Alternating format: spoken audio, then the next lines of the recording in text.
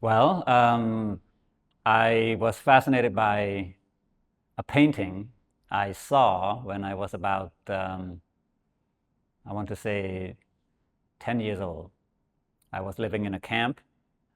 A young boy in the neighborhood, whom I knew, had came home with a small drawing. It's about a postcard, small postcard size. And it was a beautiful landscape with light blue sky, yellow field, a small hut, a little pond in the front. And it was magic. Because prior to that, I've never seen a photograph or a painting. So I asked him, "Where did you get this from?" And he said, "I made it." I couldn't believe it. So I said, "Well, how did you make it?" He said, "Oh, I'm going to this school. You should come and you should do it too." So that was my, let's say, the spark that happened. And since then, I always wanted to be an artist. I said, I want to be a painter. So growing up as, a refugee with parents moving from one country to another, being the oldest son of a family, I've got 4 brothers. That was not going to happen according to my parents, which makes it even more a kind of battle for me. So I suppose my reason for wanting to be an artist started very, very young. And it was always a fight against that impossibility. As I grew older, I felt that I want to work and I want to live in the world of the imagination. I think art has a way into participating in the social interaction of the world that you can choose by way of to be in it, among it as political person, or to be neutral, to basically absorb life as it is, taking all the negative, all the positive, all the joy, all the difficulty, all the madness, and make something out of it. And I believe in my best aspiration, that's what I want my work to represent. And as I get older now, have a little bit more experience, I have made a lot of work. I've learned so much from just really still fighting that, still finding that little gap, a little space that allows me to be in. And that is something that keeps me going. It's like waking up in the morning and saying, I've got this project, I got that project, and I'm going with it. I'm just going with it. So I think as a person in my position, in my space, in my time, where I live, where I come from, I like to think that what I do justify who I am.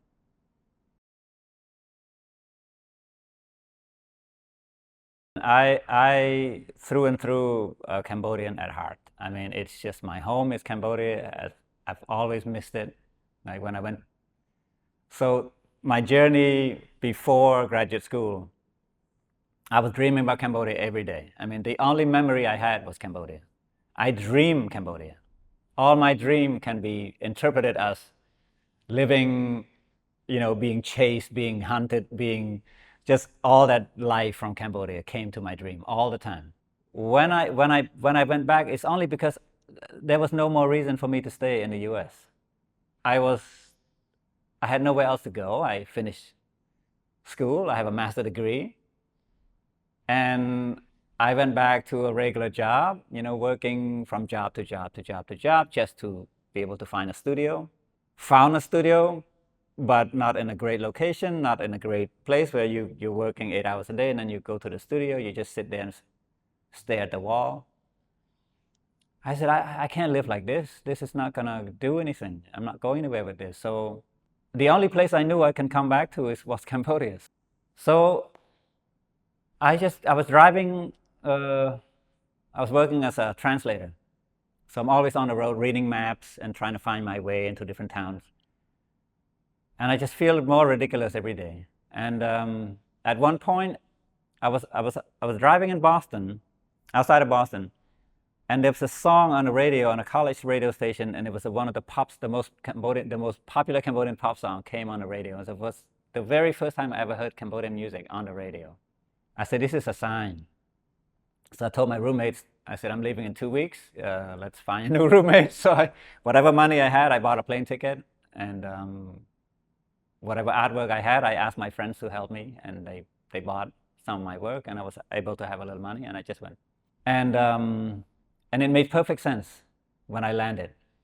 Everything, the air, the light, the dust, the sound, everything. It was me, I don't know how to feel it. It's exhilarating. But as I was on the tuk-tuk, the motor taxi into the city, sadness crept in as I see everything around me, but I knew I wasn't leaving. That was it.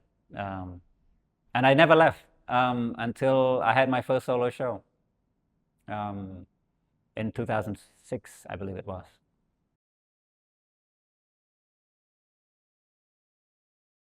So I returned to Cambodia in 2000, at the end of 2002, after 2 years of having finished a degree in painting, and master degree in painting from Chicago.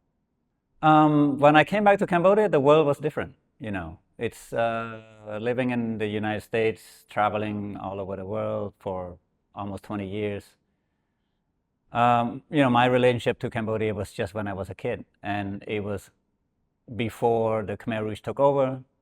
During the Khmer Rouge, things were very, very different. So I barely knew Cambodia. I knew Cambodia at the worst time in my history, in my life.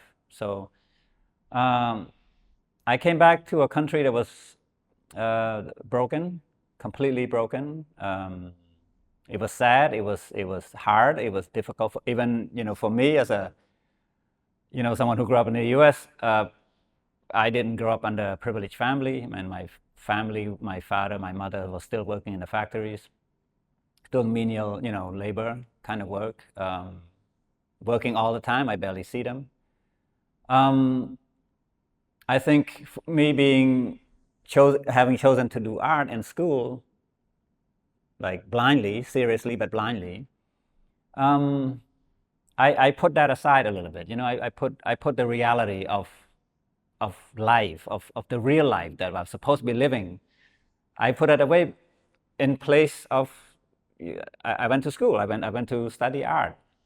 Anyone that would have had a more sense of responsibility would have done something like my father would have liked for me to do, which was to do something that is essential, that is gonna really make a career, have a real life, have a family, have kids.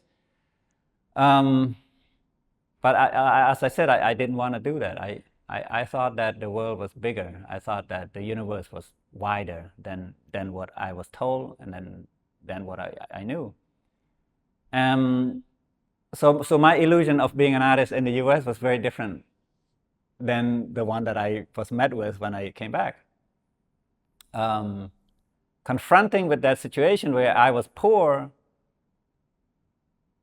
I had a lot of psychological things going on inside of me at the same time, as I was also I didn't have my parents sending me money. So I was living very cheaply. I was living in the kind of slum, really, in the city. I need to do something that really reflect that. I couldn't sit in my room anymore and just trying to make images. It just somehow, that activity just seemed really ridiculous. I need to recognize the world I was in, the reality I was faced with. So sculpture just seems to give me that, working with just your hand and your energy, and not with your brain so much, but more just making making, and I was making sculpture. I found rattan and I found bamboo to make this sculpture. I mean, simply because it was cheap, and it's the same thing that I was sitting on, which is the furniture of, cane furniture that's all around my apartment. It just seems to make sense. And then the making of it really brought me joy again. It's almost like you're just making toys, or you're making hunting tools. Those things are not really labor. When you're making a slingshot, when you're making marbles, when you're making toy boats, things like that when you're young, it's just something that you do in order to occupy your time, and there's joy in that which you didn't know when you were young. But then as an adult, you go, oh, this is really, wow, this is really fun making things. Making things is really fun. So when it looked a little bit like sculpture, like art, I barely slept. I just work all the time. I mean, I work 10 hours a day, 12 hours a day. I just work until I cannot work anymore. So every day I get up, I just do that. And of course, making sculpture, making these big, three-dimensional things was not going to make me a living. So I had to find a way to sell a drawing. Still was painting for a couple of years into making the sculpture. I was still making painting because people recognized me as a painter, and I was able to sell things for a few $100s to pay rent and buy food. Up until I was having a solo show at some point later in Thailand, and I started to sell a little bit. Then I felt like, okay, now I'm going to be a sculptor, But before that, it was really a leap of faith. There's nothing else I could do about it. And when I was able to make a living with sculpture, I gave up painting. But now I'm kind of making paintings again. It's just a painting in a different way, and I think it's my way.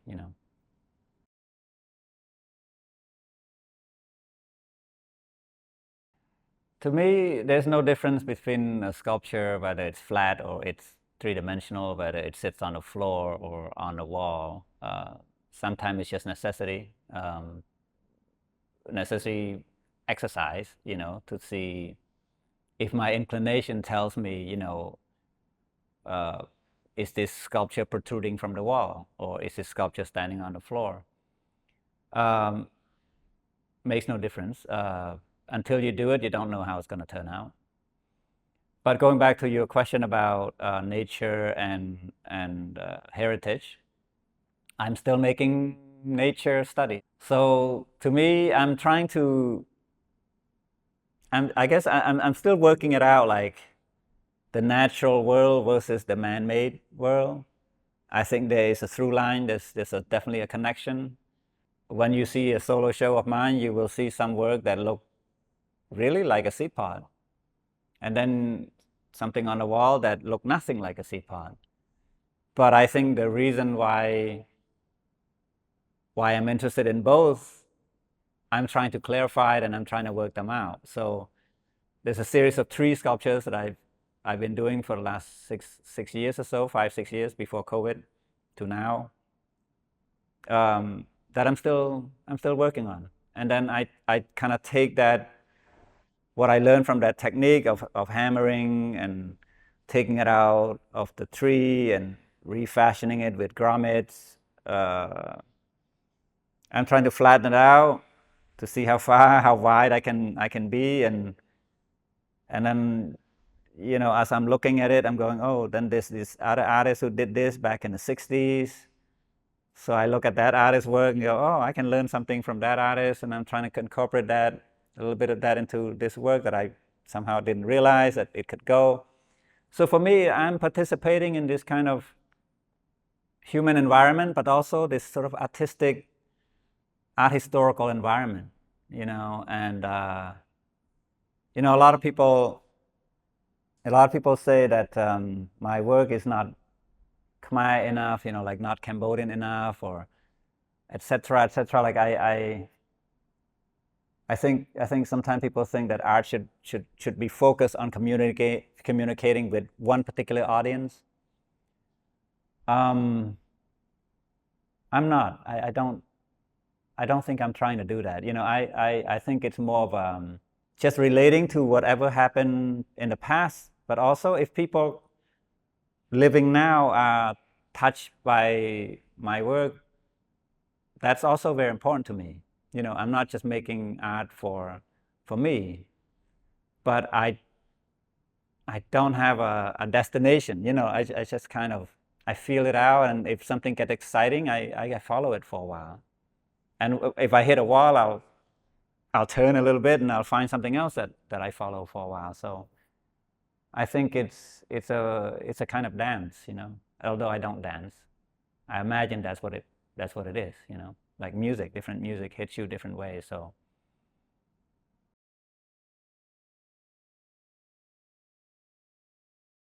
So Cold Drift 2019. At this point, I've been collecting a lot of old things, wax, animal skin. This happened to be, I think, buffalo hide or cowhide. I got to know some musicians who make musical instruments, so I was just like interested in collecting them and see if I can use them for my work also. Yeah, this idea of using things that are from Cambodia that were made a long time ago. That was, I mean, this is disassembled part of a furniture. I was collecting a lot of this stuff, and I began to look at them as an artist for its own kind of beauty. I think this is also something very, maybe my education in Eastern philosophy, maybe Eastern aesthetics. You know, I was able to take some classes in Chicago as a graduate student with, I think, a Japanese American professor, art history, and also I had a very respected teacher named Ray Yoshida, who is, he passed away a long time ago, but he was a very important figure in the Chicago Images movement. Taught a lot of the teachers that were teaching me actually also. But I understood something more than just that art has to communicate in a literal way. That there's always some meaning, but it's hidden. And for me, being just not cultured enough to understand that, or well read enough to understand that, I was beginning to do that in Chicago at a very later age. And then, having been in Cambodia for 15 years or so, almost 20 years, I start to see this as somehow now it makes sense to me. So I think it's a sculpture, I think it's a painting, it's both. I mean, there's paint on it, but not done by me intentionally. So there's that, always that balance of taking what's available already, befriending with it, finding a theme, finding a story behind it, acknowledging it, and then adding my own kind of fixation with this grit, you know, with this bamboo, and really just trying to give this a life, trying to give this what it probably was waiting for.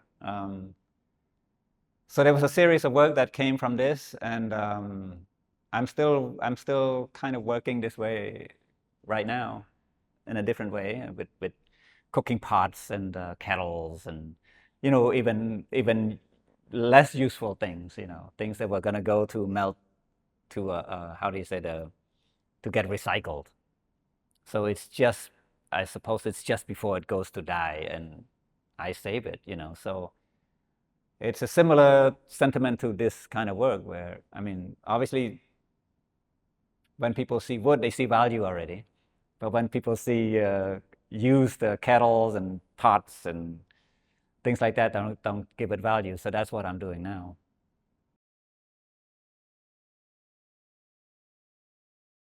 I don't think my work, when I try to say something, I don't think that's essential. I think having the work be open is more essential, because then every time I look at a work that I've done, even in 10 years, there's no end to it. There isn't just a theme, there isn't just a story and it's finished. So to me, there's always this openness that I'm after. And also in other people's artwork too. I really enjoy that openness. I enjoy that I can just walk into a room and I can see something and I can relate to it. That it doesn't have to have me in it. That the artist is not talking to me particularly. So I think maybe this is an experience of being like a foreigner or a refugee a lot of time in my life.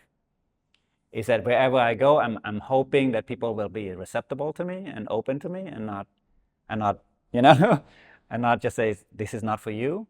I believe artwork should reflect that as well. I think my work should be opening to people, and yeah. I mean, when people say it's not this or it's not that, it sounds kind of funny to me. Okay, I suppose I can agree, but but it's more you than the work, By way of using something like this, you could tell it's sort of Southeast Asian, no? But it doesn't say like, hey, look at me or listen to me. It just says, here I am. Read me as you like.